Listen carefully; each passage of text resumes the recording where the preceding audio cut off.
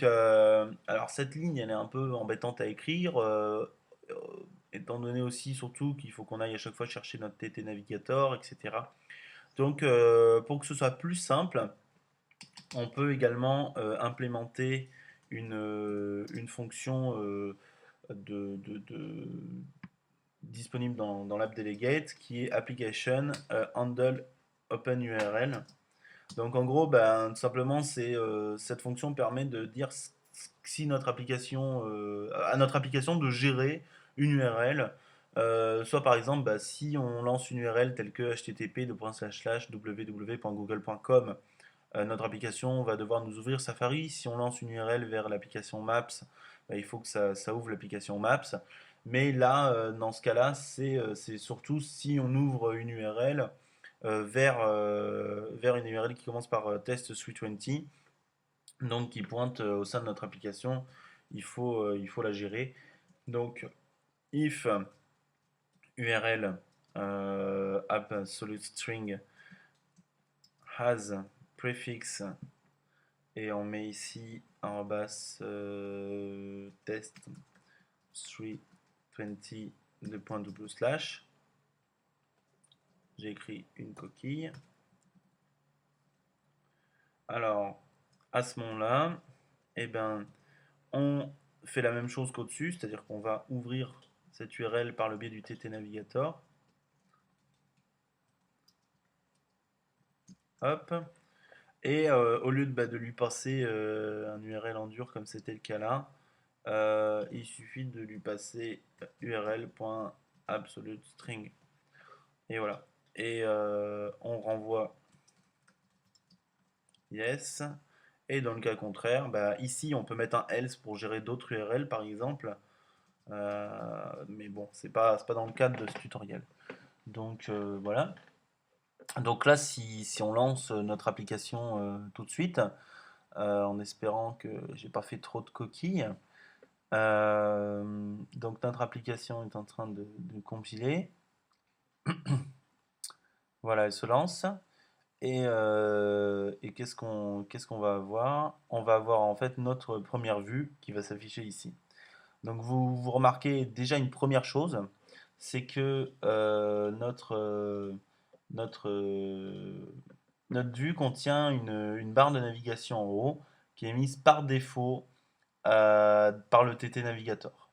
Donc voilà, cette barre est toujours mise parce qu'elle convient à la plupart des utilisations. Mais nous, admettons que ça nous embête un petit peu et qu'on a envie de l'enlever. Il suffit tout simplement d'aller dans la méthode viewDidLog de votre contrôleur et de faire un self.navigationController set navigation bar hidden yes animated et no. Voilà. Donc bah là, tout simplement, si on lance notre application, on sera plus, euh, on sera plus embêté avec notre barre en haut, le temps que voilà, la barre a disparu. Donc bah, maintenant, bah, il va falloir implémenter les actions de ce bouton. Donc bah, là, quelque chose de très très classique en iPhone.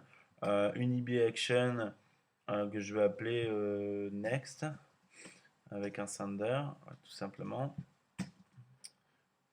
Hop, ma méthode, je la remets ici. Et ben, je vais la lier directement pour pas l'oublier. Ça c'est le truc qui arrive à tous les coups, oublier de faire ces liaisons. Hop, touch up inside, et voilà, c'est lié. Donc, bah, qu'est-ce qu'on fait dans le cas de cette navigation? Euh, Bah, tout simplement, ici, si je reçois ça, je n'ai qu'à faire un UI application shared application handle. Alors attendez, shared application delegate. Voilà, je vais chercher mon délégué qui s'appelle test 320 app delegate.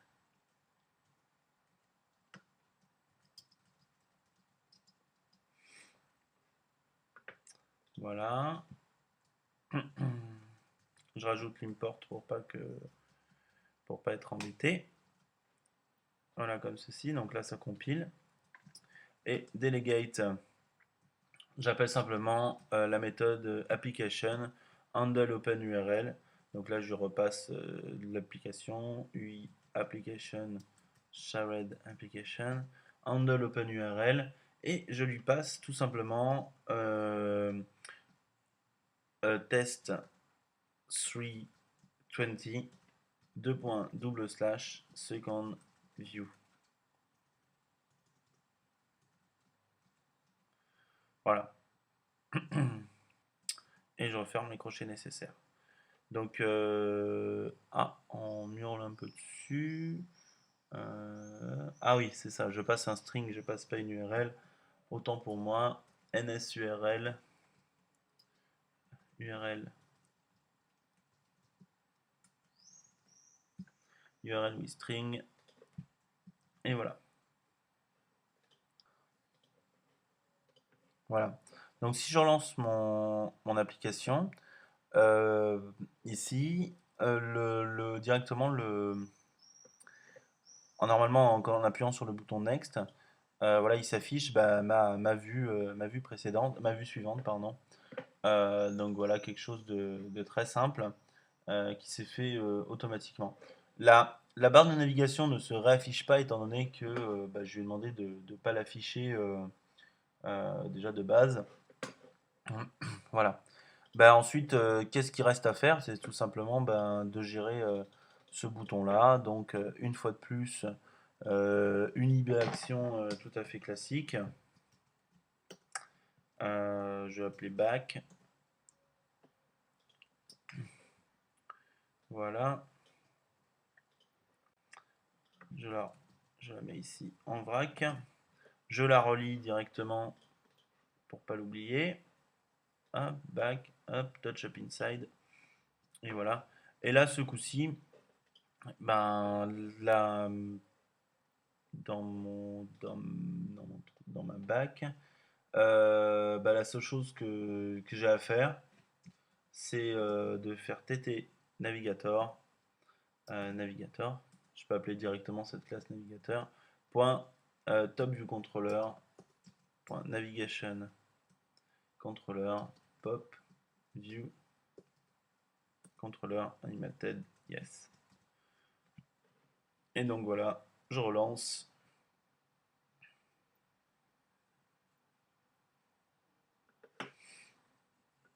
Voilà, next et back. Et next et back. Tout simplement.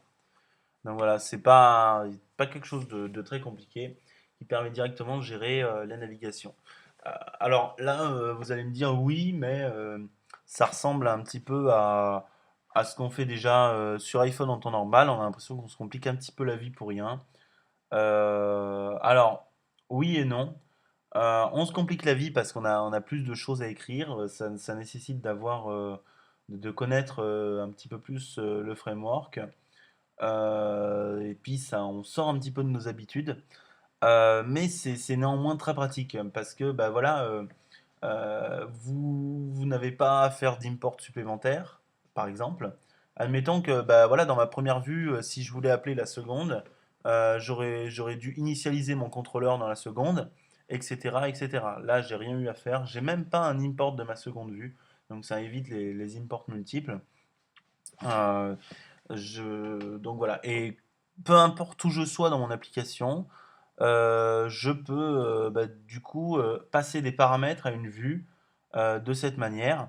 Je vous invite encore une nouvelle fois à aller voir le site officiel de Sweet20 sur lesquels on vous dit comment tout bêtement passer des paramètres à ces URL. Donc voilà, ce serait comme appeler une méthode, c'est comme un passage de paramètre get, tout simplement. Donc c'est vraiment génial et du coup on peut avoir de l'autre côté une autre fonction init qui récupère ces paramètres et qui fait un traitement en fonction des paramètres. Donc on peut voilà, admettons que vous créez une vue afin de créer un mail type avec un mail préfet à l'intérieur. Et ce mail va être différent en fonction de s'il est appelé d'une vue ou s'il est appelé d'une autre. C'est-à-dire ben, vous créez un seul contrôleur et la seule chose que vous avez à faire, c'est appeler une URL avec en paramètre de cette URL le texte par défaut. Et voilà, vous la mettez modale et hop, tout s'affiche tout seul. Vous avez vraiment rien à faire. Donc voilà. Une fois de plus, je vous remercie de m'avoir suivi. Je vous remercie des commentaires que pas mal de personnes laissent sur YouTube. Ça fait très plaisir. Je vous encourage à également aller voir mon blog sur le site web christophe-dupont.com sur lequel sont référencés tous ces tutoriels. Et je vous encourage également à laisser des commentaires euh, parce ils me sont ils seront très utiles pour ces futurs tutoriels. N'hésitez pas à me faire part de vos remarques si vous en avez. Vous pouvez également m'ajouter sur Twitter, Kinder Dupont. Voilà. Je vous remercie, puis à bientôt pour de nouveaux tutoriels.